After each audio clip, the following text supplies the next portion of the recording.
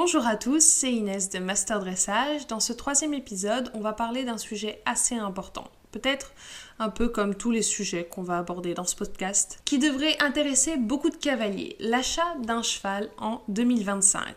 On va voir ce que ça représente, comment le marché a évolué, quels sont les critères à tenir en compte, les pièges à éviter, les alternatives et au final, nous verrons ensemble comment nous pouvons établir une grille de prix, donc restez bien jusqu'à la fin. Avant de commencer, pense à mettre un like et une note au podcast. Ça fait plaisir et n'hésite pas à mettre un commentaire pour tes idées, tes impressions ou toute autre info qui pourrait être susceptible d'être intéressante. Ça fait plaisir et ça fait vivre le podcast. Une précision importante, aujourd'hui on va principalement parler de jeunes chevaux parce que c'est là que se trouvent encore les prix les plus abordables. On va quand même aborder une grille tarifaire, donc vous saurez combien vaut un cheval déjà dressé, un maître d'école. Donc tenez juste en compte que dès qu'on parle de chevaux dressés, les tarifs explosent. À moins bien sûr de tomber sur des chevaux avec des problèmes de santé, comme ça a été le cas de Douit, et des problématiques de comportement sérieux. Mais c'est pas vraiment ça qu'on cherche. Bon, c'est parti. Il est temps d'explorer un peu ce sujet. Il y a quelque chose d'important à comprendre dans le marché actuel, c'est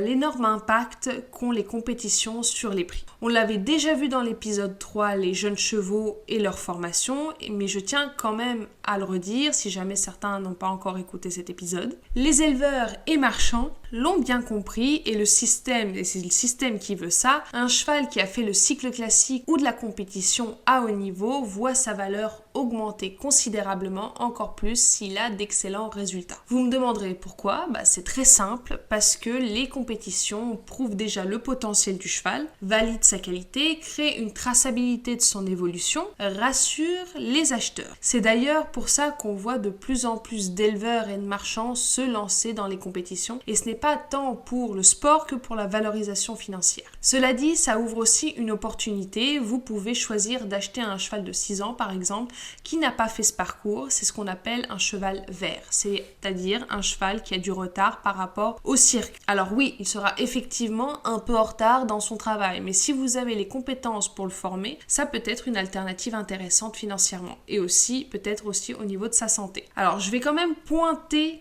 le premier avertissement de ce podcast, c'est que c'est pas parce que vous achetez un cheval qui a fait ce circuit qu'il sera en pleine forme. Et pour illustrer, prenons l'exemple d'Eremo del Castagno, un cheval de dressage italien monté par Valentina Truppa. Ce duo a connu une carrière vraiment remarquable représentant l'Italie aux Jeux Olympiques de Londres en 2012 et ils ont terminé 15e à la finale du Grand Prix libre avec une note environnant les 79%. Ils ont également participé aux championnats d'Europe en 2011 et en 2013 ainsi que Jeux équestres mondiaux en 2014. Ils ont quand même un sacré palmarès. En 2012, la fédération italienne, donc la FISE, avait pourtant mis en place un accord avec la famille Truppa pour éviter la vente du cheval en leur versant un soutien financier annuel de 70 000 € afin de garantir qu'il resterait disponible pour l'équipe italienne jusqu'aux Jeux Olympiques de Rio en 2016. Malgré ça, en décembre 2015, Eremo del Castagno a été vendu au docteur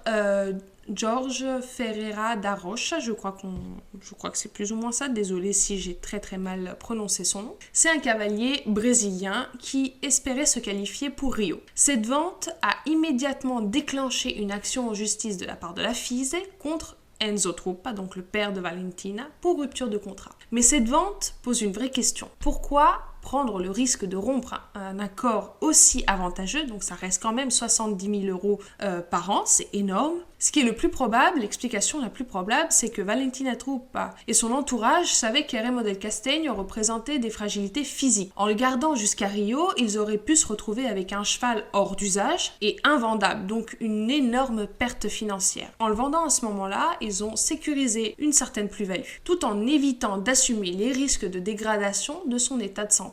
Et c'est là que ça devient intéressant, c'est qu'après l'achat, le docteur Da Rocha a découvert qu'Eremo del Castagno présentait des problèmes de santé significatifs, probablement dus à l'intensité de sa carrière compétitive précédente. Ces complications ont empêché le nouveau propriétaire de poursuivre les compétitions avec Eremo, le contraignant à le mettre à la retraite prématurée. Cette histoire, elle illustre particulièrement bien les risques liés à l'achat des chevaux ayant eu une longue histoire en compétition. Bien que ces chevaux éprouvent prouver leur valeur sur les terrains, l'usure physique accumulée peut entraîner des problèmes de santé qui ne sont pas toujours immédiatement apparents. C'est pourquoi il est essentiel de procéder à des examens vétérinaires approfondis et de prendre en compte tout l'historique du cheval avant d'investir. Bon, certes, on parle d'un cheval qui vaut sûrement dans les 300 000 €, même voire plus.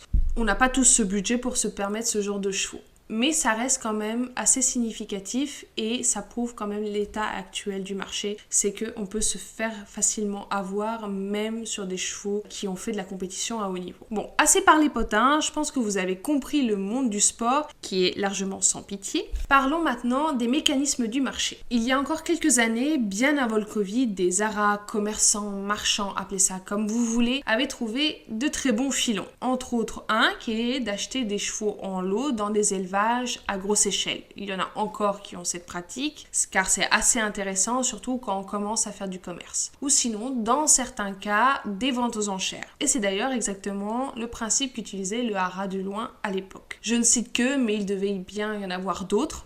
Et ils avaient une stratégie bien rodée. Acheter plusieurs chevaux aux ventes aux enchères du Studbook Hannover à Verden, où les prix étaient plus bas, surtout en cette période, pour les revendre avec une très très belle plus-value en France. Alors aujourd'hui, les tarifs de ces ventes aux enchères sont beaucoup moins abordables. Flonette elle-même provient de ces ventes et fut achetée à l'âge de 4 ans pour 7 000 €. Vous allez maintenant à ces mêmes ventes aux enchères, vous n'avez pas un cheval en dessous des 15 000. Et ça, si vous avez de la chance. Alors attention, il y a quelque chose d'important à préciser. Si les prix ont augmenté à Verden, c'est que la qualité des chevaux aussi a augmenté. On ne peut pas simplement dire que tout est devenu plus cher sans raison. Il y en a quand même quelques-unes et l'autre, on va bientôt l'aborder. En 20 ans, l'élevage allemand a fait un travail remarquable et les chevaux valent maintenant entre 30 et 50 000, présentent souvent des allures exceptionnelles, une meilleure capacité à rassembler naturellement, une plus grande facilité dans les mouvements techniques et une formation de base beaucoup plus poussée. Mais on a aussi une autre raison à ce bon tarifaire et c'est notre très cher Covid. Ce qui s'est passé pendant cette période a complètement bouleversé le marché d'une façon que personne n'avait anticipée. Verden, comme beaucoup d'autres, se sont adaptés. Les ventes sont passées en ligne et là, quelque chose d'extraordinaire s'est produit. Ce qui a été un marché principalement européen pendant toutes ces années s'est soudainement ouvert au monde entier et particulièrement aux États-Unis. Pour bien comprendre, les Américains ont l'habitude de mettre des sommes plus importantes dans leurs chevaux. Quand ils ont eu accès aux ventes de Verden en ligne, comme tout autre studbook, ils sont arrivés avec leur pouvoir d'achat et les prix se sont alignés. Aujourd'hui, en 2025, cette transformation est irréversible. Les ventes sont en format hybride, présentiel et digital et les prix se sont stabilisés à ce nouveau niveau. Un cheval qui aurait coûté 7 000 € comme Flonette à l'époque, maintenant vaut entre les 30 et 50 000 €. Et ça, c'est vraiment pour un cheval de qualité standard. Après, on a les chevaux dits premium qui vont être entre les 50 et 100 000 €. Donc ça a largement augmenté par rapport à quelques années avant le Covid. Il y a quelque chose dont on ne parle pas assez dans notre milieu, c'est la responsabilité des professionnels dans la vente des chevaux. Et c'est un sujet qui me tient particulièrement à cœur. Et c'est là qu'on va aborder brièvement les ventes et achats en lot que peuvent faire certains marchands.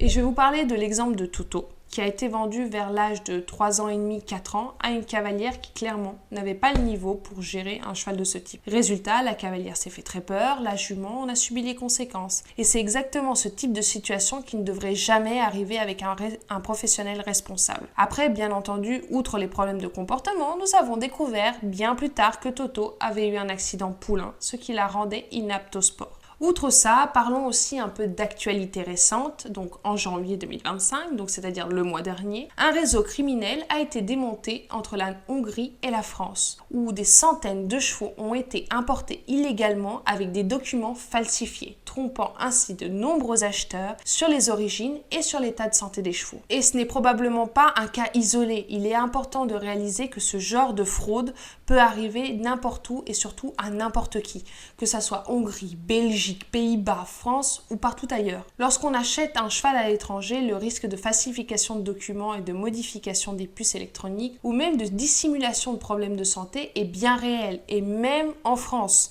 Certains marchands peu scrupuleux n'hésitent pas à masquer l'âge réel de certains chevaux et même de masquer les antécédents médicaux ou présenter des papiers qui sont falsifiés pour vendre plus cher un cheval inapte au sport. Alors il faut faire attention, certaines des simulations sont aussi possibles dans notre douce France, mais pas forcément qu'à l'étranger, et on va y revenir. C'est pourquoi il est crucial de respecter certaines règles et de connaître les signaux d'alerte. Cela passe par la vérification approfondie des documents d'identification, des passeports équins, des antécédents vétérinaires. On pense souvent que ce genre de mésaventure n'arrive qu'aux autres, mais en réalité, cela peut toucher n'importe quel acheteur mal informé ou surtout mal accompagné. C'est là que le choix d'acheter chez un professionnel de confiance prend tout son sens. Certes, ça peut coûter plus cher, mais cette différence de prix devrait normalement couvrir l'expertise, la transparence et la sécurité de l'achat. Un professionnel responsable effectue les vérifications nécessaires, connaît les réglementations en vigueur et garantit une traçabilité fiable du cheval, ce qui permet d'éviter bien des surprises. Et encore, cette conscience professionnelle se perd de plus en plus. C'est pour ça que c'est des contrats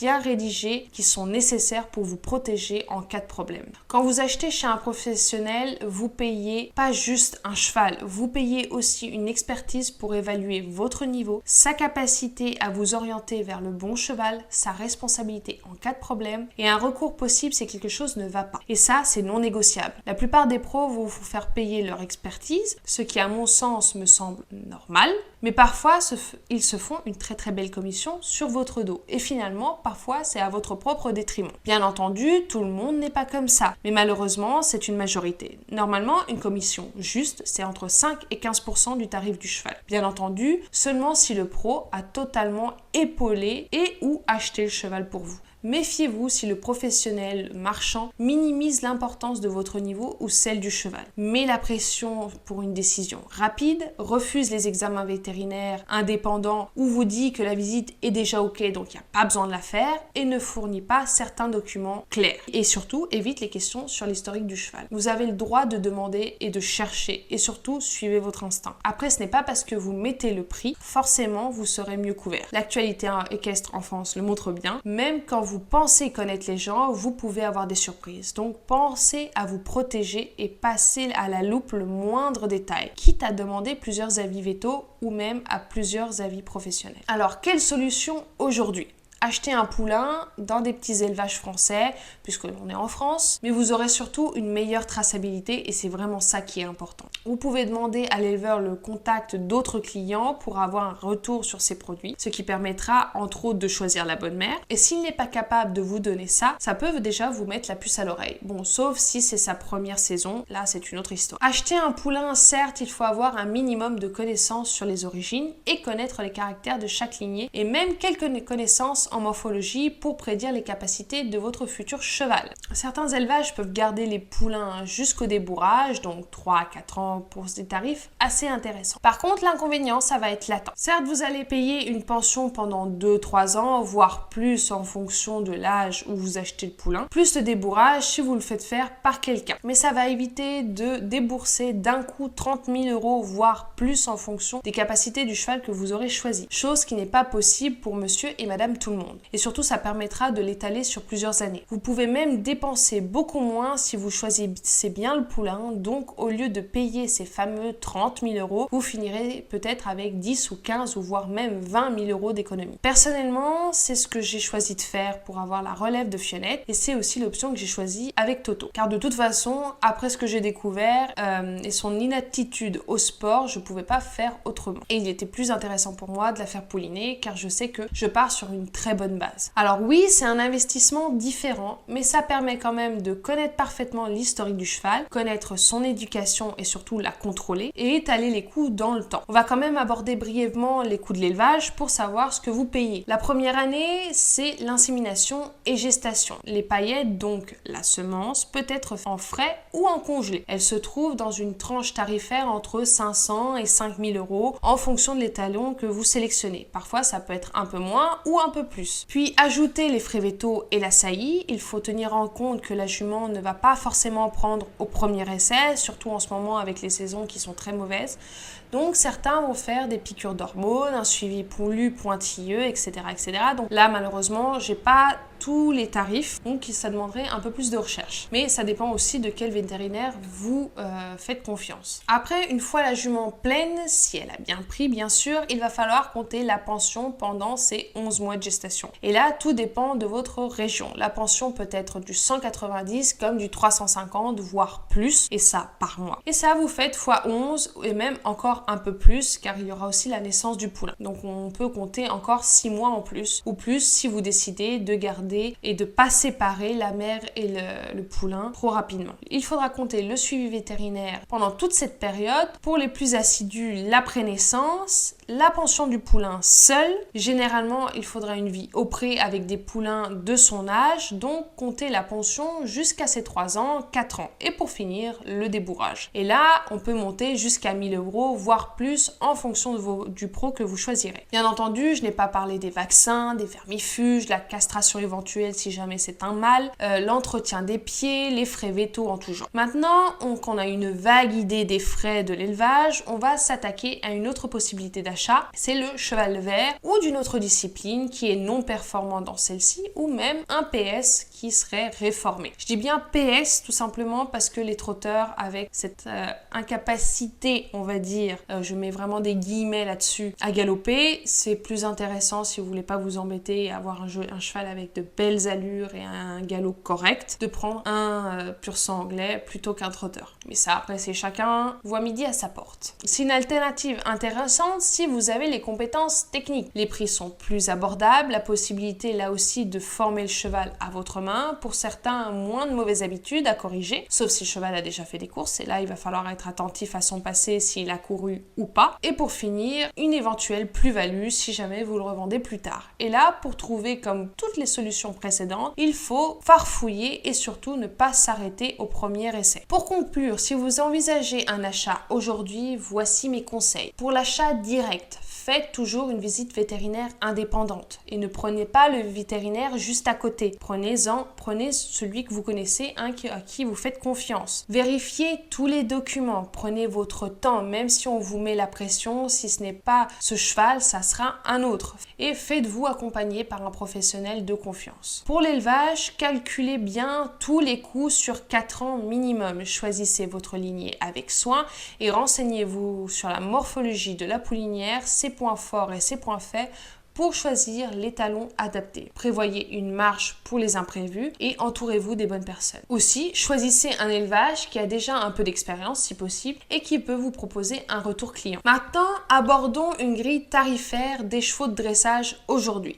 Alors, ce n'est pas moi qui l'ai inventée, elle est apparue dans différents articles allemands et je trouve qu'elle représente assez bien le marché aujourd'hui. Dans les 15 000 €, d'après l'article, ça va être assez difficile de trouver des chevaux dans ce tarif-là, à moins qu'il ait 1 an ou 2 ans. Pour 15 à 20 000 €, on peut trouver un maître d'école faisant tous les exercices, mais ne réussit pas la visite veto. Cela peut être idéal si vous avez l'intention de le garder à vie, et surtout pour votre propre plaisir. On peut y trouver aussi, dans cette même grille tarifaire, donc toujours 15 000 et 20 000, un cheval de 3 ou 4 ans, compétitif et bien entraîné, avec une formation de base, et qui n'a pas été encore sorti en concours, et qui a besoin d'un bon cavalier capable d'entraîner le cheval à un niveau supérieur. Puis après, on part sur les 20 et 25 000 €. C'est 1 an ou 2 ans supérieur d'excellence élevage. Donc là, par contre, je ne sais pas exactement ce que c'est. Étant un article allemand, il faudrait faire des recherches et savoir ce que ça représente. Et ça serait aussi le même tarif pour un cheval de 3-4 ans qui a déjà fait quelques sorties en concours. Après, on a les 25 et 30 000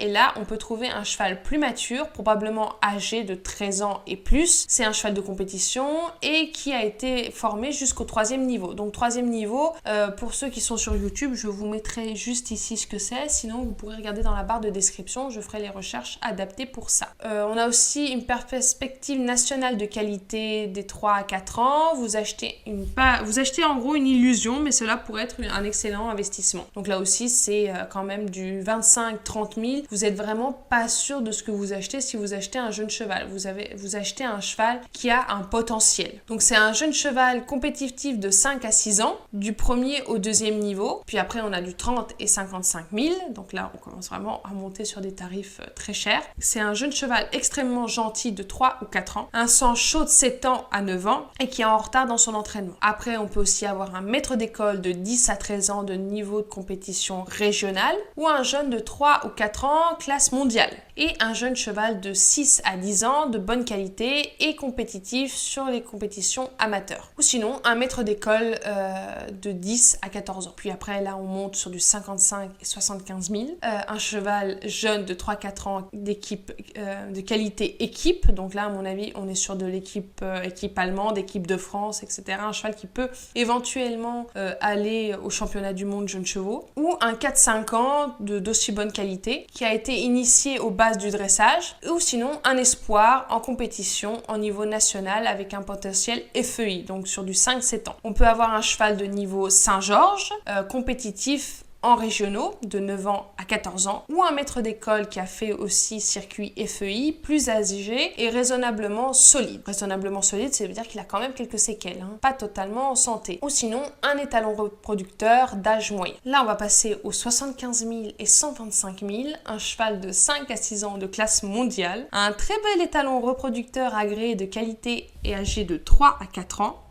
tout juste agréé, ou sinon un cheval de 6 à 7 ans qui débute le piaf et le passage de qualité nationale, ou sinon un cheval pareil, prix Saint-Georges, compétitif au niveau national, ou sinon un cheval de Grand Prix qui tourne entre 55 et 60%. Et après là on monte sur des tarifs aux 125 000 à 250 000. Alors je pense pas que dans notre petite communauté de master dressage on ait des gens avec un aussi gros portefeuille, mais si vous l'avez tant mieux pour vous, au moins vous saurez ce que vous pouvez obtenir avec ces tarifs là. Donc sur du 125 000 à 250 000, on a un cheval très joli pour le Saint-Georges qui pourrait particulièrement participer aux Jeux panaméricains. Donc là, les Jeux panaméricains, c'est du prix Saint-Georges, donc c'est même pas du Grand Prix. Un cheval de classe mondiale âgé de 5 à 8 ans avec un potentiel international et un joli cheval de Grand Prix qui tourne entre 60% et 65% entre 9 ans et 13 ans. Et après, on a les plus de 250 000 et là, vous retrouvez tout. Ils font même plus de classification. Bon, on a vu l'article, je pense qu'il y a de quoi dégoûter un peu. On va passer à la conclusion. Le marché a vraiment changé, ça c'est indéniable, les prix ont augmenté, la qualité aussi, certes, mais c'est tout de même le sport assez inaccessible. Ça demande de s'adapter et surtout de bien jouer ses cartes. L'important est de ne pas se précipiter, que vous choisissez l'achat en direct ou l'élevage. Prenez votre temps, croyez-moi,